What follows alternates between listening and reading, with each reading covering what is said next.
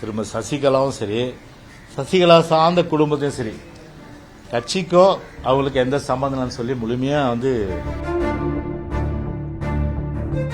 திரும்ப சசிகலா என்ன சொன்னாங்க, நான் அரசியல் ஒதுங்கிடுறேன் அப்படின்னு சொன்னாங்களா இல்லையா?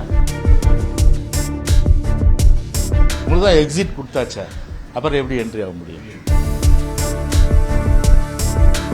அது அவங்களுக்கும் கட்சிக்கு எந்த சம்பந்தமும் இல்லை. ஓபிஎஸ் 4 அணிகளை இணையன்னு சொல்லிட்டு 2 முறை கடிதம் வெளியிட்டிருக்காரு. ஒரு கடுமையான அதிருப்தி காரணம். ஒரு குழப்பவாதியோ, ஒரு சந்தர்ப்பவாதிகள், அதே போன்று ஒரு சுயநலவாதிகள்.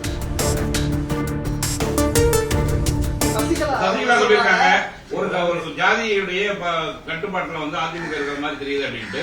இது எப்படி, நீங்க தானே இருக்கிறீங்க, எப்படி இதை பாக்குறீங்க நீங்க? அதாவதுங்க, இப்போ உங்களுக்கு அம்மா ஒரு முடிவெடுத்து தெரியும் உங்களுக்கு. திரும்ப சசிகலாவும் சரி, சசிகலா சார்ந்த குடும்பத்தையும் சரி, கட்சிக்கோ அவங்களுக்கு எந்த சம்பந்தம்னு சொல்லி முழுமையா ஓஎஸ் காரனை விட்டு, அதாவது டீசெண்டா சொல்லணும்னா வெளியேற்றப்பட்டான்னு சொல்லலாம், உங்க பாணியம் சொல்லலாம் விரட்டி அடிக்கப்பட்டான்னு சொல்லலாம். சரிதானா? 2 விஷயம். அப்படி வெளியேற்றப்பட்டவர்கள் அப்புறம் திரும்ப சசிகலா லெட்டர் கொடுத்தனால சேர்த்தாங்க, அவங்களை ஒருத்தர் தான் சேர்த்தாங்க, அது இல்லையா?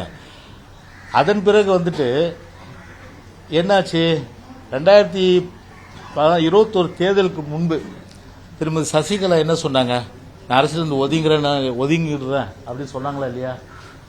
ஒதுங்கிறேன்னு சொன்னாங்க, எனக்கு அரசியலுக்கும் சம்பந்தம் ரெண்டு. அதான் பொதுச்செயலர் சொன்னாரு, அவங்களுக்கு அரசியலுக்கு அதிமுக என்ன சம்பந்தம் இருக்கு?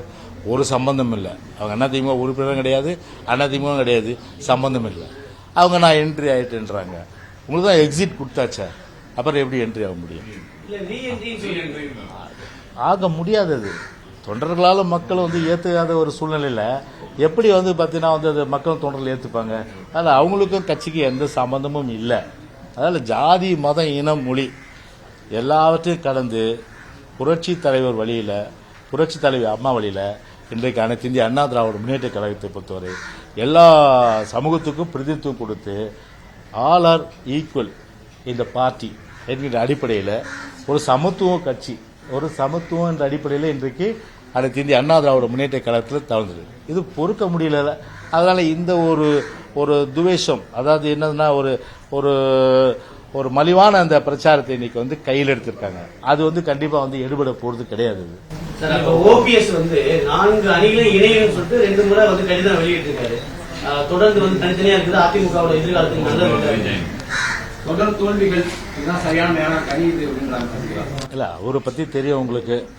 எவ்வளவு காலம் அவரை பத்தி நம்ம சொல்லிருக்க முடியும் சொல்லுங்க? நீங்க தான் அவரை பத்தி பேசி பேசி அவரை பெரிய ஆளாக்குறீங்க. அவரை பொறுத்தவரை பார்த்தீங்கன்னா கட்சி தொண்டர்கள் ஒரு கடுமையான அதிருப்தி காரணம். எப்படின்னா, இதே புரட்சி தலைவர் மாளிகையில் போயிட்டு அங்கே போய் ஒரு கோயிலை வணங்குறவங்க நம்ம எல்லாம், புரியுதுங்களா? இதே தலைமை கழகத்தை பொறுத்தவரை அதை போய் எட்டி வச்சு காலை அடித்து இந்த டாக்குமெண்ட்ஸை கொள்ளையடிச்சு சூறையாடி அதுக்கப்புறம் நீதிமன்றம் தலையிட்டு அதெல்லாம் கொண்டு வச்சுட்டு அவர் ரெட்டையில சின்னத்தை ஏற்று நின்று, அதே போல் கட்சியை பல வகையில் பார்த்தீங்கன்னா குழப்பத்தை ஏற்படுத்த நினைச்சு அதில் ஃபெயிலியர் ஆகி கிட்டத்தட்ட அவர் திமுக சட்டமன்றத்தில் பாராட்டி பேசுது, அவருடைய மகன் ஸ்டாலினை பாராட்டி பேசுது, தொண்டர்கள் பார்த்துட்டு இருக்கிறாங்க.